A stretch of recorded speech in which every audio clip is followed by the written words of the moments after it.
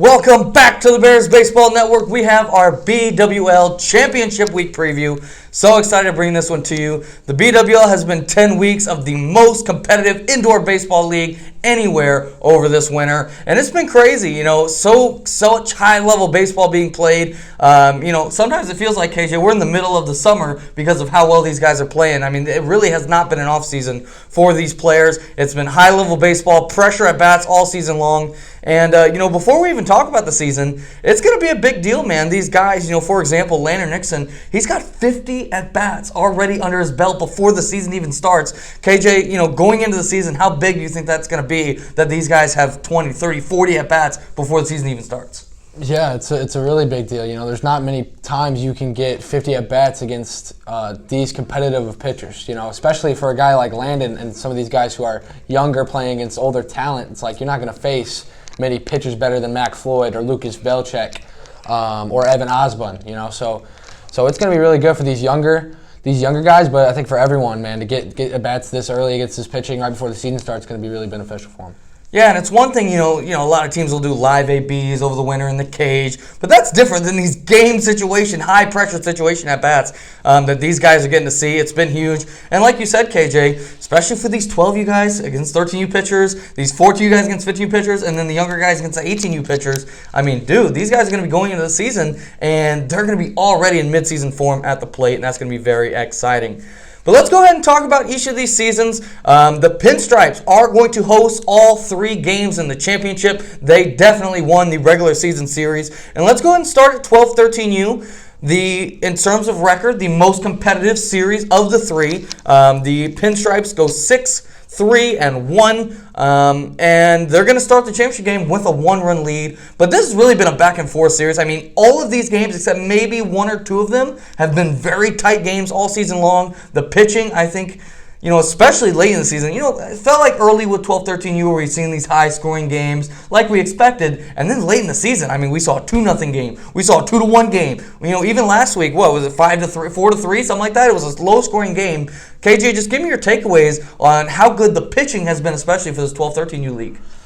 Yeah, the pitching has been a key factor in it. And, as a 12U guy, a lot of these fans, even, a lot of the players in the organization don't really get to see how good these guys are. It's hard to catch them during the season because everyone's got their own things, everyone's got their own games and games to coach and everything, So I definitely underestimated how good these pitchers are. I have never really seen, Parker Ells, Lucas Wilburn, Jacob Mon, Lucas Velchek pitch against live hitters, and I know, I'm seeing it, and I know these younger guys, my 12U guys are definitely going to benefit from seeing these good of pitchers. So, I think it was definitely underestimated how good these pitchers are going to be. I know we're basically a, known hitting organization, but I think pitching, man, has taken huge leaps over these past couple seasons. Yeah, absolutely. The pitching was dominant, and especially, KJ, the off-speed. It seems like obviously the Bears always preach hammer the fastball. If they throw a fastball, bro, hit it out of the park. But these Bears pitchers have been taught to throw a lot of off-speed. They can throw it for strikes. I used to always say that you're not going to see a lot of pitchers who can throw 3 straight off speeds for strikes, so you can go ahead and sit on the fastball. But we've got, it's not just one guy. It is 6, 7, 8 guys who can throw 3 off-speed pitches back to back to back for strikes, and it's been really tough on these hitters, especially in the late weeks. You talked about, KJ, Parker Ells, Lucas Wilburn, even some other guys, Jaden Highland, Jordan Waring, these guys who can throw off-speed consistently for strikes, and it's been really tough on the hitters. But going into this season, we are going to name a 12-13U hitter of the BWL season and a 12-13U pitcher. And I'm going to start with the hitter, KJ. This guy was on your team all year long, and he was the most impactful hitter, I think, in the venue, a guy who was absolutely dominant all season long, and that's Parker Ells. And I'll let you go ahead and speak on just his impact on your team this year. Yeah, Parker's obviously a key pitcher and a key fielder, but really his bat was what carried us, batting in that 2 spot. These balls he was hitting, you can make the argument of the indoor field, whatever. Those balls he's hitting are gone on almost every field. If you came to the games, you watch these hits he's getting are not flukes. He is crushing the ball, and again, I haven't really ever seen Parker play that many games. I watched a couple 13U games here and there, but I've never seen Parker hit, and this guy is a legit hitter. And I think this season, when it's harder for hitters in this league because these pitchers know how to face them. Obviously, like Robbie said, if you watched the game last week, Jordan Waring threw, 90% curveballs? These guys are throwing 90% curveballs, during a season. The pitchers that don't know us, they're going to attack fastballs. And if you attack Parker Ells with fastballs, you're going to be in a lot of trouble. Even if you go to breaking ball, you could be in trouble. This guy hits everything. He's going to have a really, really big season. Yeah, Parker was absolutely dominant. Pulling up his stats here, he was a beast. He hit over 300, 3 home runs, led the team in RBIs. I mean, he was an absolute monster. 13 hits as well, above 1,000 OPS. He was a beast, the best hitter at this 12, 13U age. And again, an age that was kind of dominated by pitching, surprisingly, in the second half of the season. Parker Ells was that bat who was always consistent. Moving on to our 12, 13U pitcher of the year, it's got to be Lucas Velchek. I mean, when this guy came into the game, he was shut down. He was locked down. The big question mark for Velchek has always been how many strikes is he gonna throw? And I'll tell you what, going into the season, I think he had 2 walks in his first outing. Since then, he did not walk a single batter. He walked 1 batter. He had 2 walks in his first outing. Since then, 19 strikeouts to 1 walk after his first outing. It was absolutely dominant. That's only in 11 innings of work. He was an absolute beast. And when you look at this guy, he was scary to face, man. He's got this big, tall, lanky kid from 54 feet. I think he tops out about 72 miles an hour. That from 54 feet, when you take into account his stride and his arm length, I mean, bro, that ball is getting on him so fast. He's one of the guys who, even though he still has a good off-speed pitch, he was living with the fastball, despite how good these Bears hitters are. And he was a beast, definitely earning that 12-13U Pitcher of the Year award for BWL. Moving to 14-15U, this one was the least competitive, to say, just on the records of the 3 leagues. The Pinstripes going 8-1-1, a dominant season. And KJ, we've talked about this a couple times. Definitely in the draft, the teams made a decision. My Throwbacks team definitely went for the 14 players who were using the drop 5 bats, who kind of fell in the draft, whereas your team was very much older, went with these dominant older arms, went with these dominant older bats, and definitely paid off for you. Give me your thoughts on the Pinstripes 14-15U season and how impactful that older player base was for you. Oh, yeah, we were just deep. And, when you grab guys on this team like Dalton, because that's where most of my players came from, who have been together, there was kind of already, for game 1, a chemistry there. And, even when we were down in games, there really wasn't stress, because we had that chemistry. They've came back as a team so many times during the season, it was easy to do it here in the BWL. So, yeah, we were just really deep, man. We had really good chemistry. We were really deep. The lineup, the pitching, everything worked for that team. Yeah, and, going on this team, it wasn't just, 8-1-1 sounds super dominant, and it was at times. There were a couple blowout wins, but there were also some games where it was a 1-run game and Pinstripes were able to hold on. There were also some games where the Throwbacks were ahead and the Pinstripes were able to come back. So just winning in so many different ways. I think, obviously, a big thing in the draft was getting Evan Osborne and Jack Dalton so late. Both those guys, had injuries during the draft concerns, and they ended up, being huge impacts on this team. KJ, you took a couple risks with those guys, definitely paid off. The Throwbacks, their 1 win did come in week 9. That was, potentially a momentum win for this team who needed to just get that one under their belt so they can have some confidence. The Pinstripes are going to be starting the championship game 3-0 in the lead, but the Throwbacks definitely showed that they can fight. Even in this last week, in week 10, they showed a little fight, had a little bit of a lead before the Pinstripes were able to come back and win it. But I think this Throwbacks championship game is going to be a little bit closer than people anticipate. Going into the 14-15U Hitter of the Year, I think it's a pretty obvious one. This guy was dominant all season long, KJ. Once again, I'll let you speak on him. Landon Nixon, our 14-15U BWL Hitter of the Year. Yeah, Landon was kind of one of one, man, in the season. No matter what you threw him, he batted first for my team, which, week 1 a lot of people questioned. But this guy was just on base all the time. He home runs, doubles, pitchers throwing him breaking balls. He was laying off breaking balls, taking walks. He was doing everything right at the plate. And, I think he's the scariest hitter, not just because of his size, but what he can do with the bat. He's the scariest hitter in the Bears right now.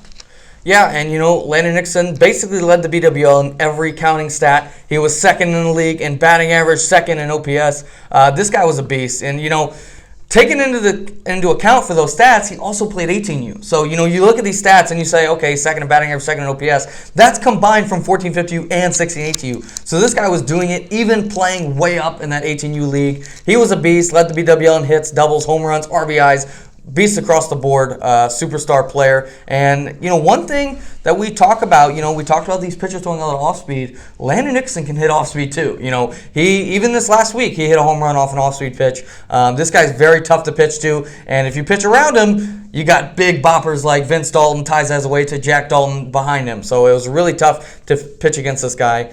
The 14-15U pitcher of the year was Evan Osborne. This guy, I believe he couldn't pitch until the middle of December, but since then been basically lights out. I don't think he walked anybody in this season. Pulling up his stats, yes, he had 22 strikeouts, no walks on the year. He was absolutely dominant. I think he allowed maybe 1 or 2 runs as well. He was absolutely dominant. KJ, when you got this guy in the bag, it's got to be tough to believe that you're going to do anything but win when you got this guy every single week.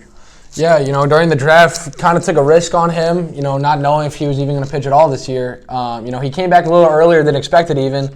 And, he took one outing where he wasn't, great. He was good still. But then after that, he was just untouchable. This guy, again, you don't really see this guy during the regular season. This is the first time I've ever seen him really pitch. I know Robbie's seen him pitch for a long time in persistent pitching. But, yeah, this guy, again, he is one of one on the mound. There's not another pitcher like Evan Osborne.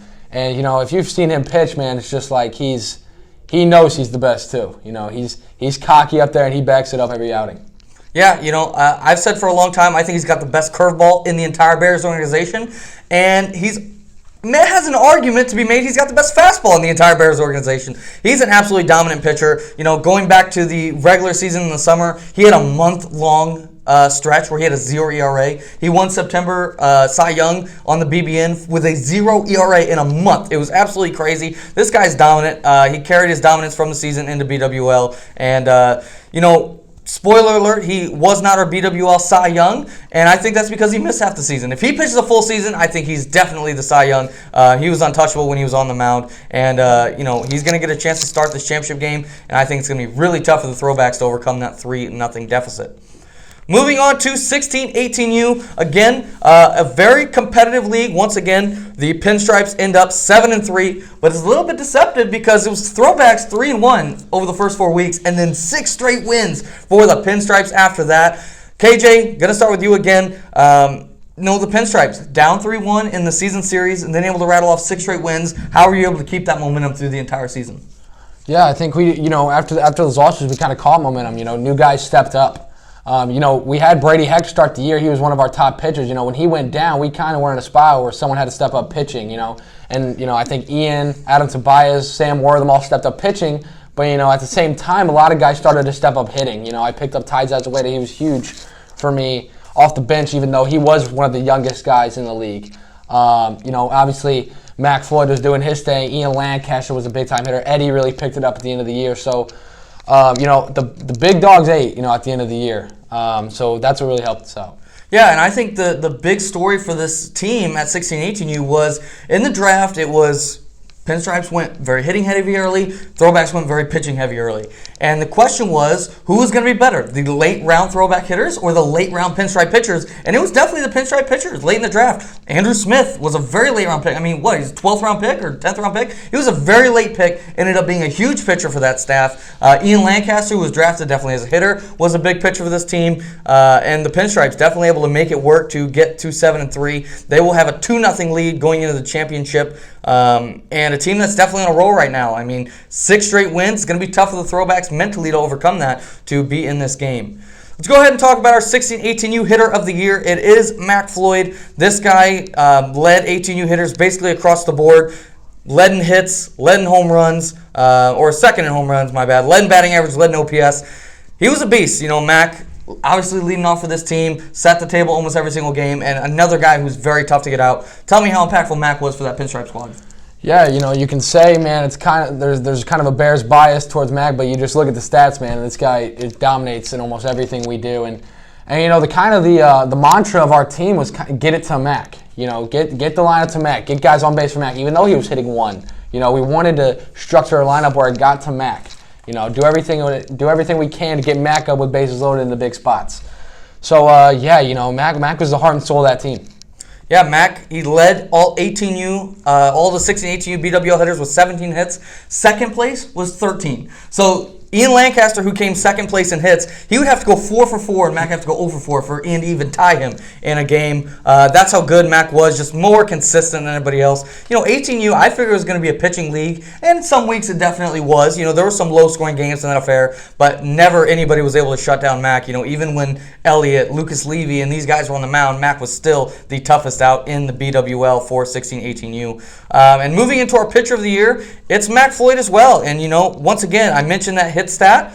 Looking at the strikeout stat, Mac Floyd had 38 strikeouts.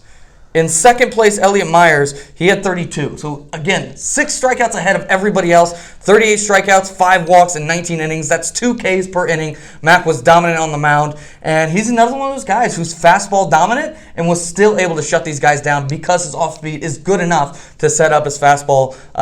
From my perspective, obviously, seeing Mac on the mound, it's been tough because if you look at Mac maybe from the end of the summer to the early of the fall versus Mac now, you could almost sit fastball and guarantee a fastball is coming in most counts. Now that he's got this slider he trusts, he's got a changeup that's really good, and he's got this little cutter that he'll throw from time to time, he's been a very tough pitcher to sit on and was absolutely dominant. Again, 38 Ks, 5 walks, and 19 innings. He was a beast, and almost when Mac was in the game, you knew the game didn't start till the 4th inning when Mac started because you knew he was just going to shut it down for 3 innings. And he's going to get a start in the championship game, and it's going to be tough for the Throwbacks to overcome, once again, a 2-0 lead. Let's go ahead and move on to our All-Stars, the BWL All-Stars, a very exclusive list. We were looking at all the guys, we were potentially thinking about making the list a little bit bigger, but we decided to be very exclusive with this list. 12 hitters, 6 pitchers. That is such a small percentage of the BWL. Some very good hitters left off the list. But let's go ahead and go through them. KJ, while I'm listening through them, think about 1 or 2 guys that you want to talk about here. But the All-Star hitter list for the BWL, this spans all 3 ages. Parker Ells from the Pinstripes, 12-13U. Landon Meyer from the Throwbacks, 12-13U. Landon Nickerson from the Pinstripes, 14-15U. Ty Zazueta from the Pinstripes, 14-15U. Ben Combs from the Throwbacks, 14-15U. Jack Roberts from the Throwbacks, 14-15U. Andrew Willeret from the Pinstripes, 14-15U. Jack Dalton from the Pinstripes, 14-15U. Tegan Kreitler from the Throwbacks, 14-15U. Brennan Nickerson from the Throwbacks, 16-18U. Ian Lancaster from the Pinstripes, 16-18U. And Mac Floyd from the Pinstripes, 16-18U. KJ, give me a name on that list, maybe one we haven't talked about too much yet that you want to talk about here. Yeah, I'll touch on Ian Lancaster. We kind of talked about him a couple weeks ago on one of the shows, but Ian's a guy, me and him, we took up a new approach for him that I made up, the 2-swing approach for him. It's a mentality, you want to take 2 swings in at bat, and how the season started was Ian was getting these first pitch breaking balls and he was taking up strikes, even right down the middle, and everyone in the building kind of knew, Ian's getting a first pitch breaking ball, you're not going to attack Ian Lancaster's first pitch fastball. So we kind of made this new approach, man, where you have the mentality to swing at least twice in at bat, every at bat. So he knows that curveball's coming. I know a lot of times we say, don't chase a curveball, go get your fastball. But Ian was hitting those curveballs, and he was taking more swings, being more aggressive, and obviously his stats really picked up after that. So, he went from a guy who's really passive at the plate, took a lot of walks. He was still a good hitter, but I think he's really expanded his hitting range, and I think if it carries into the season, he's gonna have a really big year. Yeah, he was an absolute beast, a nightmare face. From my perspective, pitching to him has been very, very tough. Another guy I want to touch on is Ben Combs for my 14-15 Throwbacks team. Obviously, the record 1-8-1, pretty ugly for this team, but it felt like when Ben Combs was able to make something happen, we were able to ride momentum. Even games we lost by 1 run, it felt like we had a chance if Ben was on. And you can make an argument he was the best hitter on the team. Tegan Kreitler and Jack Roberts were also right there with him, but I feel like he was the most impactful player. He got the big hits when we needed them, and especially him facing these older pitchers. Ben Combs has never seen anything like Evan Osborne. He's probably never seen a pitcher like Santiago Story who can just constantly attack you with off-speed, off-speed, off-speed. And Ben was able to take very good at-bats against all adversity. He was a big, impactful player for this team, and definitely, if the Throwbacks are going to be able to make this comeback in the championship game, it's going to be on Ben Combs' back. Moving into the All-Star pitcher list. Lucas Velchek from 12-13U Throwbacks. Parker Els from 12-13U Pinstripes. Santiago Story from 14-15U Pinstripes. Evan Osborne from 14-15U Pinstripes. Mac Floyd from 16-18U Pinstripes. And Elliot Myers from 16-18U Throwbacks. KJ, give me a name here, maybe one we haven't mentioned that you want to talk about. Yeah, I'll touch on Santiago Story. You know, he was another guy who it was kind of like, Osborne was obviously dominant, but before he got back, it was really, Santiago was reliable all year long. You know, it was kind of like we wanted to structure our pitching to where we got to Santiago, he could pitch in the big spots. And so, he was really, really dominant. Sometimes, he was kind of overshadowed by the big arms, like Elijah Underwood, Evan Osborne. But Santiago was very, very good, very consistent. I don't remember he had really a bad outing necessarily. He was always consistent for us, always kept us in the game. He's a big reason why we had such a good year at that age. Yeah, absolutely. Santiago was a beast. Real quick, I just want to touch on Elliot Myers. One of the best pitchers in the Bears. I think everybody kind of knows who he is. But facing a really tough Pinstripes lineup. And one thing that kind of gets overlooked is when we play a 10-week season where it's just two teams, these guys have gotten to face Elliott 10, 11, 12 times. So to still be able to get these guys out when they've seen all of your stuff over and over again, I think was a testament to how deep Elliott's pitching repertoire was. And if the Throwbacks are going to have a chance to win the 16-18U game, they're going to need him to really shut it down for 3 innings.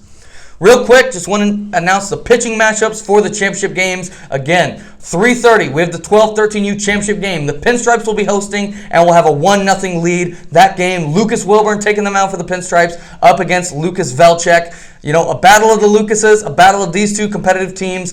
This is going to be a really tough one, KJ, and I definitely think, whoever's able to, in my opinion, whoever's able to get up early in this game, I think is going to take it because the pitching is so good top to bottom. It's going to be tough to overcome leads. Going into 14-15U, it's going to be a 3-0 lead for the Pinstripes, who are hosting. Evan Osborne getting the start for that team versus Elijah Underwood. Once again, this is going to be a tough matchup for the Throwbacks because with that 3-0 lead, that means they're going to have to score at least 4 runs off this Pinstripe pitching staff, and that's if they keep the Pinstripes off the board, which Pinstripes have been the top offense. It's going to be really tough for them. And finally, the 16-18U game at 7:30 is going to be Mac Floyd hosting with a 1-0 lead up against Elliot Myers. Again, we've seen this starting pitching matchup a lot over the season. These hitters have seen these pitchers a lot, and I think the big question for that game is going to be which offense is going to be able to adjust to these pitchers and get on top early in this one. KJ, to finish this one off, give me your 1 or 2 final thoughts for the championship weekend here. Yeah, the big thing that sticks out to me, I think it's kind of hard for some of these guys. If you look at all the guys who have really succeeded in this league, sometimes it's easy to think, it's the off season, it's a fun league. I think some of the guys who struggle in this league were the guys who didn't necessarily take this seriously. I think you look at the guys who really succeeded, Mac Floyd, Velchek, Ben Combs. They're some of the most competitive players in the league. They took these games super, super seriously. They didn't, not just about their stats, but they wanted to win as well. And, that kind of mentality, man, it's about, you don't care where you are, you don't care who you're playing. You can play, during the year, you could play a team, you've beat 20 times in a row, you're going to beat them. It's, do you still take your at-bats seriously? A team you dominate on the mound, do you still take the pitching seriously? No matter what the circumstance is, you don't care what you're doing, you don't care where you're at, you're going to play your game and take it seriously. And I think some of the guys who struggle necessarily, they were like, it's an indoor league, it's whatever. I never hit good indoors, all these excuses and all these things. But the real guy, the guys, the gritty guys, the guys who really succeed in this league were the ones who, took this league really seriously. And I think that's going to carry into the season. You want those mentality guys on your team. So I think, guys who are trying to break into the BWL next year, or guys who, struggle, wonder why they're not playing well in the BWL, wonder why, all these other guys are getting so much recognition. Lucas Velchek could have easily said, I'm facing, some 12-year-olds, I can, do whatever. And he wasn't taking it easy on these 12-year-olds. He's blown it by these guys. So I think that's that's really the takeaway of the year. You look at all the guys who succeeded, they were the ones who were the most competitive. You looked when this throwback team got their first win, they wanted to win. They didn't care how they got it done. They didn't care, a player could have been 0-4, 4 strikeouts. He was the first one on that field. So they didn't care how they got it done. They want to win. And, that's the mentality it takes, man. BWL Championship Weekend this Saturday. If you watch the Super Bowl, that was just the warm-up for this BWL Championship Weekend. The first annual BWL Championship Weekend. These guys looking to cement their legacy in BWL history. That's going to do it for this episode of the Bears Baseball Network. We will have a regular BBN on Friday, our center field preview for the 2023 season. Until then, that's going to do it for this episode of the Bears Baseball Network, and we'll talk to y'all next week.